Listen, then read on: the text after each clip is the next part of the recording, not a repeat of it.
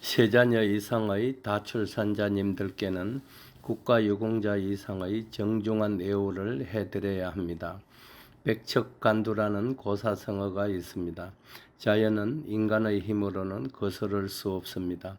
고왔던 가을 단풍도 11월을 지나면서 낙엽으로 뒹굴고 어느덧 아침 저녁으로는 얼음이 얼 정도로 기온이 많이 내려갔습니다. 동면의 계절이 온 것입니다. 자연의 섭리는 오묘합니다. 흔히 들을 수 있는 말이 있습니다. 뿌린 대로 거둔다. 뿌리지 않고 수확을 기대할 수는 없습니다. 근래 우리나라의 출산율 추이가 심상치 않아서 뜻있는 선각자들의 걱정을 자아내고 있습니다. 식물로 치자면 어린이들은 꽃에 비유할 수 있을 것입니다. 보통의 경우 꽃은 봄에 핍니다.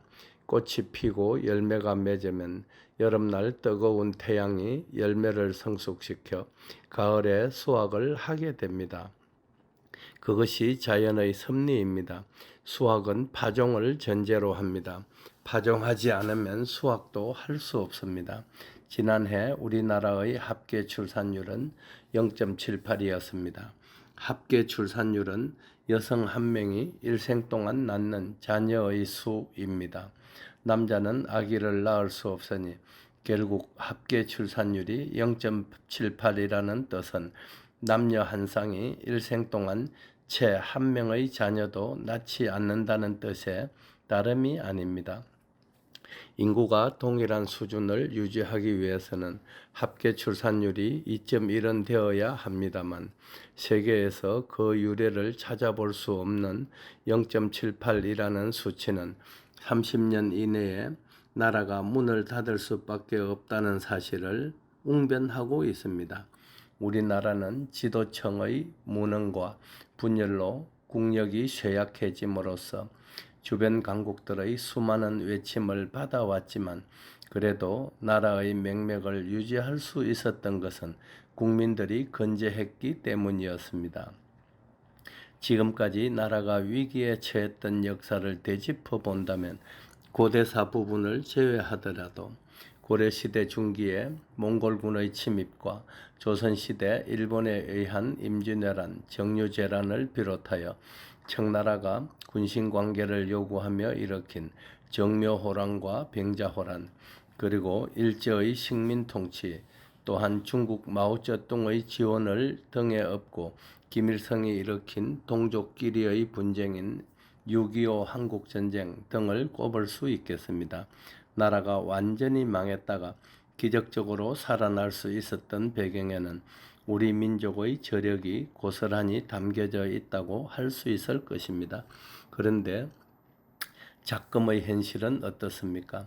일각에서 재조명되고 있는 발해국 멸망의 경우 혹자들은 백두산에서 일어난 대규모 화산 폭발이 그 원인일 수도 있다는 학설을 제기하고 있습니다. 나라가 망하는 이유의 대부분은 외침에 의한 것이고 극히 이례적으로 천재지변이 있기도 합니다. 하지만 국민들이 출산을 기피함으로써 국가를 지탱할 수 있는 국민이 없어서 나라가 망해버린 경우는 세계사를 눈을 비비고 뒤져보아도 결코 찾을 수가 없었습니다. 그런데 이런 희귀한 일이 우리 대한민국에서 일어날 가능성이 매우 높아졌습니다. 그것도 20, 30년이라는 매우 짧은 기간 안에 현실로 될 것이라는데 이 일을 제기할 사람이 없습니다. 우리가 어떻게 지키고 가꾸어 온 나라입니까? 그런 나라가 바로 우리 세대에서 문을 닫는다? 그 사실이 도저히 믿기지 않지만 그것은 현실이 되고 있습니다. 이제 그 악몽을 피할 수 있는 시간은 불과 10년 안팎이어서 마음이 조급해집니다. 대한민국이 망한다고 슬퍼하거나 망하지 않도록 도와줄 나라는 동맹이든 우방이든 이웃나라든 단 한 곳도 없을 것이고 도와줄 마땅한 방법도 없습니다. 돈이나 물건은 그냥도 주고 구워줄 수도 있겠지요. 하지만 우리가 이민자를 받아들이지 않는 한 대한민국을 존속시키는 방법은 없습니다.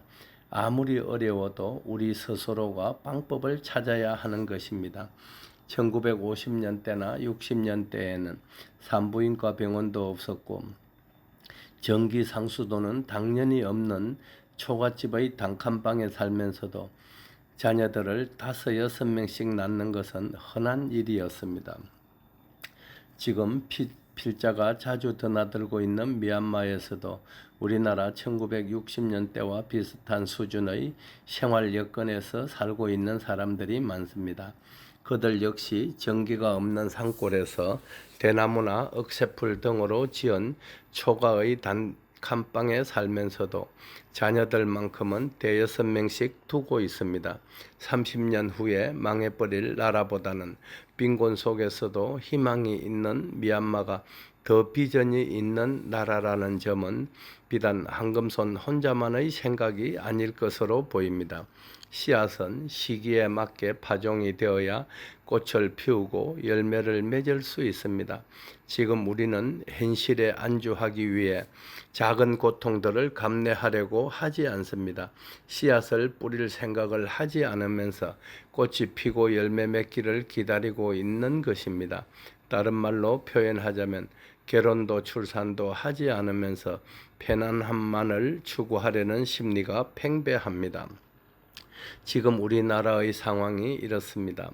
문재인 정부 들어서 2019년도에만 하더라도 길거리의 담배꽁초를 줍거나 빈 강의실의 전등 끄기 같은 사소한 일을 하는 단기 일자리를 만든다는 명분으로 지원한 국가 예산이 23조 원을 넘었고 주거, 의료, 생계, 교육 등 복지 예산에 162조 원을 투입시키는 등 천문학적인 국가 예산을 쓰고도 2019년도 상반기 출산율이 전년 동기 대비 7.7%나 급락하는 비극적인 상황으로 치달았습니다.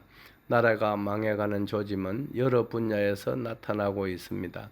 어린이들로 넘치던 유아원, 유치원, 초등학교 등이 순서대로 문을 닫고 아기들의 출산용품이나 옷 등을 제조하고 판매하던 중견기업의 몰락, 영유아들의 분유, 이유식 판매량이 급감하였으며 중소도시, 대도시를 가리지 않고 문을 닫는 산부인과와 소아과 병원들, 시골 군단위 지자체에 산부인과는 없어도 장례식장은 서너 곳씩 성업 중인 나라가 정상적인 나라입니까? 백척간두라는 고사성어가 있습니다. 위험이 도를 넘었다는 뜻입니다. 그러나 정작 더 무서운 일은 이런 위험이 목전에 다가왔음에도 누구 한 사람 이런 위험을 인식하거나 대비책을 세울 생각이 없다는 점입니다. 그렇다면 우리는 다 함께 공멸하는 것 외에는 달리 방법이 없는 것일까요?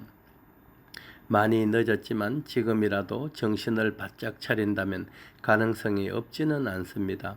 정부와 여당이 내년 총선에서 국민들의 표를 의식한 선심용 예산을 대폭으로 줄이고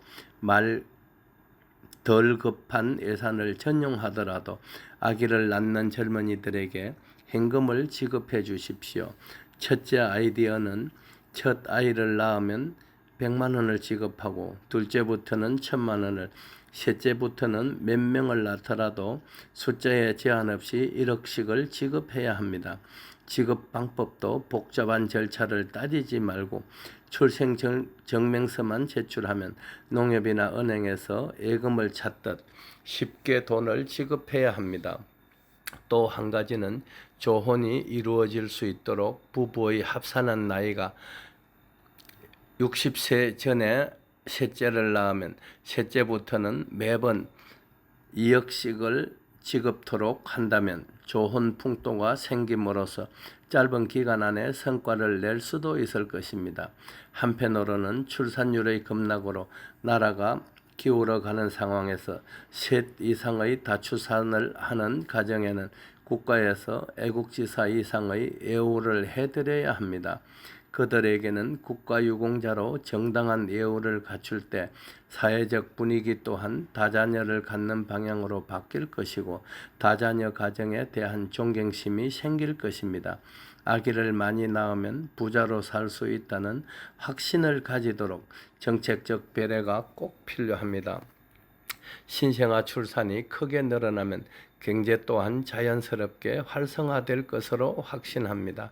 애써 지키고 가꾸어 온 대한민국을 살리는 일에 여러분의 많은 동참을 호소드립니다. 앞으로 우리가 힘을 기른다면 입법권을 가진 국회의원들에게 압력을 행사할 수도 있을 것이고 관련 부처의 장관들에게도 그 부분에 예산이 배정될 수 있도록 도움을 요청할 수도 있을 것입니다. 그리고 다자녀를 출산하신 분들이 공무원이나 대기업 등 직장에 취업할 때 가산점을 부여받을 수 있도록 법적, 제도적으로 강제하는 방안도 좋은 아이디어가 되리라 여겨집니다. 나라가 여기서 문을 닫을 수밖에 없는 현실에서 우리는 어떤 방법을 동원해서라도 출산율을 높임으로써 반드시 나라를 살려야 하겠습니다.